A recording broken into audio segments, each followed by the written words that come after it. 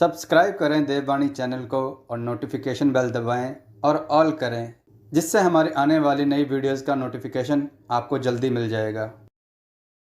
Police के मुताबिक कल्लू के पास चश्मदीद गवाह भी हैं जिन्होंने उन्हें नौकर को बुरी तरह पीटते हुए देखा है।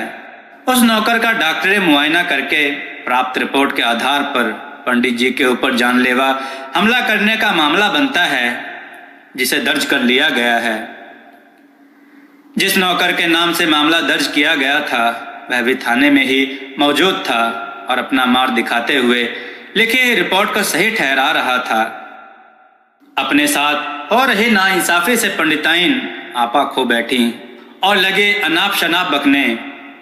सामने बैठे अफसर को भी खरी खोटी सुनाने में उन्होंने कोई कोताही नहीं बरती। किसी का भी लिहाज किए बिना वह जोर जोर से गरज रही थी, अरे तुम सब हरामी हो, तुम सब मिलकर इन्हें फंसा रहे हो। ईश्वर से डरो, झूठ का साथ मत दो, क्योंकि सच कभी हार नहीं सकता। अरे अपना दिमाग लगाओ और सोचो, अगर हमें किसी की हड्डी ही तोड़नी होती तो उस कमीने कल्लू की हड्डी नहीं तोड़ते। इस गरीब बेचारे नौकर ने हमारा क्या बिगाड़ा है। जबकि डरे सहमे पंडित जी कातर निगाहों से सामने बैठे अफसर को खुद के बेगुनाह होने का यकीन दिलाने का असफल प्रयास कर रहे थे। बाहर अधिक चीख पुकार से त्रस्त थाना इंचार्ज दरोगा विशाल सिंह जी बाहर निकले और जैसे ही उनकी नजर पंडित राम कुमार जी पर पड़ी, एक पल को वे ठिठके और फिर अगले ही पल आगे बढ़कर उनके चरण स्पर्श करते हुए बोले, पंडित जी पाए लागू, मुझे पहचाना। अचानक हुए इस बदलाव से अचरज में डूबे पंडित जी अपना चश्मा पोंछकर फिर से लगाते हुए दरोगा को देखकर पहचानने का प्रयास करने लगे।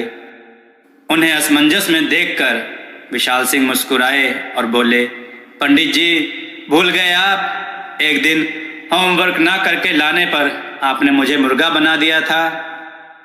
विशाल सिंह नाम है मेरा। अच्छा विशाल, अरे इतना बड़ा हो गया है। सच में मैंने तुम्हें नहीं पहचाना। खुशी से भाव विभोर होते हुए पंडित जी ने उन पर आशीर्वाद की झड़ी लगा दी। अचानक जैसे दरोगा विशाल को कुछ भान हुआ हो, उन्होंने पंडित जी से पूछ लिया, आपसे मिलकर बड़ी खुशी हुई पंडित जी, लेकिन आप और यहाँ, आप जैसा सीधे साधे इंसान का यहाँ थाने में क्या काम। संक्षेप में अपनी आप बीती सुनाते हुए पंडित जी की आंखें डबडबा आई थी। जमीन लेकर घर बनाने से लेकर कल्लू कबाड़ी वाले के साथ कल हुई बहस तक का पूरा वाक्या उन्होंने सही सही दरोगा के सामने बयान कर दिया। पूरी दास्तां सुनने के बाद विशाल ने सरसरी नजर पंडित जी के खिलाफ लिखी नाम दर्ज रिपोर्ट पर डाली और पूरा माजरा समझ गए। पंडित जी को आश्वस्त करते हुए उन्होंने उस अफसर को निर्देश दिया और बताया कि पंडित जी को इंसाफ अवश्य मिलना चाहिए और खुद कुछ सिपाहियों को लेकर वह थाने के बाहर चले गए। विशाल को बाहर जाते देख पंडित जी सोचने लगे, खुद तो कुछ किया नहीं, झूठा आश्वासन देकर चला गया। विचित्र कलियुगी चेला है, अब तो ईश्वर का ही सहारा है। विशाल के निर्देश के मुताबिक थाने में मौजूद अफसर ने कल्लू के उस जख्मी नौकर को अपने पास बुलाया और बगल में बैठे पंडित जी को दिखाकर कड़कदार आवाज में पूछा, बता तुझे इन्होंने ही मारा है। जी साहब। सिपाही अजय के निर्देश के मुताबिक वह अपनी बात पर अड़ा रहा। उस अफसर ने उसे बड़े प्यार से पूछा, देख तू अगर इन पर झूठा इल्जाम लगा रहा है तो अभी बता दे, फायदे में रहेगा, और अगर कहीं सच और झूठ का पता हमने लगा लिया ना तो बेटा झूठी रिपोर्ट लिखाने के इल्जाम में तो लंबा जाएगा। सोच ले। अब एक बार फिर से पूछ रहा हूं, सच क्या है, बता। साहब बताया तो आपको, सच वही है जो रिपोर्ट में लिखवाया है। मैं झूठी रिपोर्ट क्यों लिखवाऊंगा।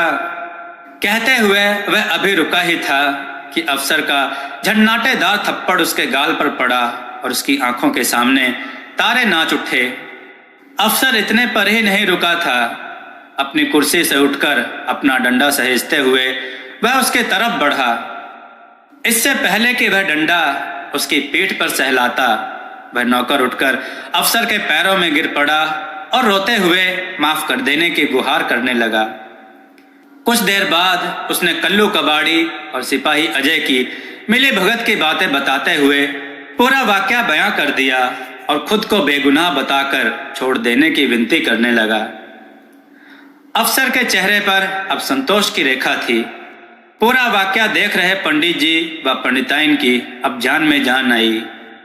कुछ देर बाद विशाल भी थाने में आ गया, लेकिन इस बार वह अकेला नहीं बल्कि कल्लू भी उसके साथ था, हाथों में लगी हथकड़ी के साथ। उसे कमरे के फर्श पर धकेलकर बैठाते हुए विशाल ने एक दूसरे अफसर को बुलाकर कल्लू के यहाँ बरामद चोरी के सामानों की सूची थमाते हुए उससे कहा, इस आदमी के खिलाफ चोरी का सामान खरीदने बेचने व उन्हें रखने के साथ संबंधित चोरियों में लिप्त होने की प्राथमिकी दर्ज करो और कार्रवाई में इस सूची के अनुसार सामानों की बरामदगी दिखाओ।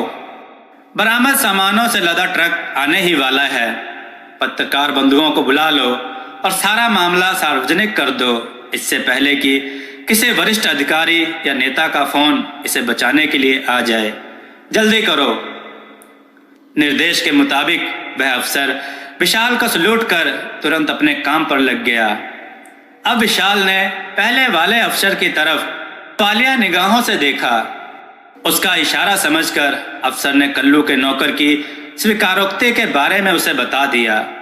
यह सुनकर मुस्कुराते हुए विशाल दूसरे अफसर के पास पहुंच गया, जो उसके निर्देश के मुताबिक प्राथमिकी लिख रहा था। उसे रोकते हुए बोला, अब तो इसके खिलाफ कई और मामले दर्ज होने हैं। एक काम करो, इस प्राथमिकी के बाद इनके खिलाफ पंडित जी की जगह पर जबरन अवैध कब्जा करने, उन्हें धमकाने, उनसे गाली गलौज करने, मारपीट करने व उनके खिलाफ झूठी रपट लिखाने का मामला दर्ज करो। इतना ही नहीं, इनके खिलाफ पुलिस प्रशासन की तरफ से भी एक मामला दर्ज करो, झूठी रिपोर्ट दर्ज कर पुलिस को गुमराह करने और पुलिस प्रशासन का समय जाया करने का। सिपाही अजय को लाइन हाजिर किया जाए और उसके खिलाफ भी पंडित जी के खिलाफ षड्यंत्र रचने व कल्लू के गुनाह में सह आरोपी होने की प्राथमिकी दर्ज करो। पहला अफसर उनके पास आ गया था। विशाल के चुप होते ही बोला, सर, इस आदमी का क्या करना है? उसका इशारा उस जख्मी नौकर की तरफ था। विशाल उठकर जमीन पर बैठे उस नौकर के पास गया और उससे बोला, मैं तुम्हारी मजबूरी समझ सकता हूँ, लेकिन जरा सोचो, तुम्हारी झूठी रिपोर्ट से निर्दोष पंडित जी पर क्या बीतती। गुनाह का साथ देने वाला उतना ही दोषी होता है जितना गुनाहगार। माना कि तुम मजबूर थे, लेकिन सच का साथ देने के लिए तुम यहाँ आकर तो सच बोल सकते थे। भूल हो गई साहब, कहते हुए वह विशाल के पैरों पर गिर पड़ा। उसे नसीहत देते हुए विशाल ने उसे छोड़ दिया। अब चैन की सांस लेते हुए विशाल ने पंडित जी व पंडिताइन की खूब आवभगत की और उन्हें ससम्मान अपनी गाड़ी से उनके घर तक छोड़ने आया। विशाल की कार्रवाई से संतुष्ट रास्ते भर पंडित जी कल्लू के बारे में सोचते रहे। अब आया ऊंट पहाड़ के नीचे। अब उसे अपनी औकात और गलती का एहसास हो रहा होगा। अच्छा हुआ थाने का इंचार्ज अपना ही चेला निकल गया और ईश्वर की कृपा से मिल गया जैसे को तैसा। सच है, भगवान के घर देर है पर अंधेर नहीं।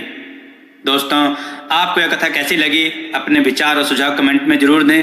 हमारी कथाओं को लाइक करें, हमारे चैनल को सब्सक्राइब करना ना भूलें। हमारी कथाओं को शेयर जरूर करें जिससे लोगों को अच्छा ज्ञान प्राप्त हो। जय श्री राम भक्तों।